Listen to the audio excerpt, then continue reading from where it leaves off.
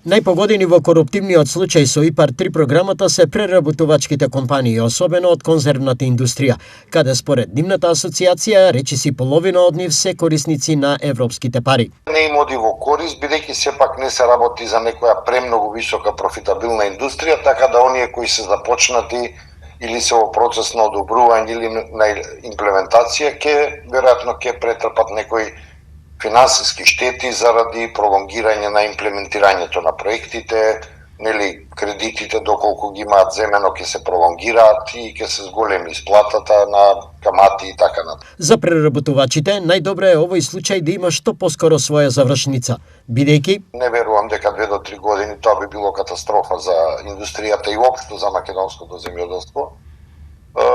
Но тие што се во фаза на имплементација или при завршување на своите проекти кои ги требаат да чекаат исплата, значи сето тоа ќе се пролонгира и се уште се прашувам како ќе си ги сервисираат финансиските обврски кон банките или кон институциите од кого ако земале кредити и така натаму. Тоа сето ќе ги кошта многу пари. Поставување на вистински професионалци во агенцијата, а не партиски кадри, за оваа асоциација е вистинското решение. Вакви слични коруптивни афери да нема повеќе.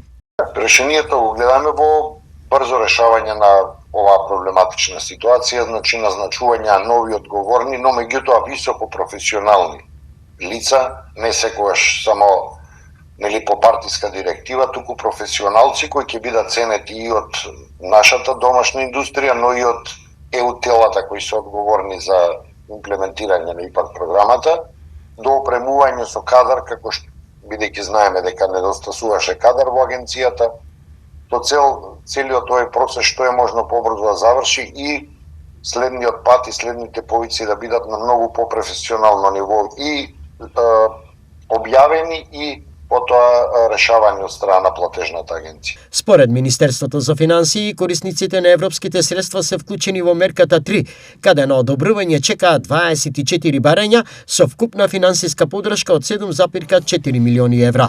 Во рамките на агенцијата, процесите на работа продолжуваат, односно се обработуваат пристигнатите апликации и барања за плаќања, а истите ќе бидат процесирани при повлекување на времената одлука за прекид на исплатата. Во моментов се обработуваат следните апликации. Мерка 1, 27 барања, вкупна финансиска подршка 7.415.334 евра. Мерка 3, 24 барања, вкупна финансиска подршка 7.427.824 евра. Мерка 7, 22 барања, вкупна финансиска подршка 4.945.954 евра.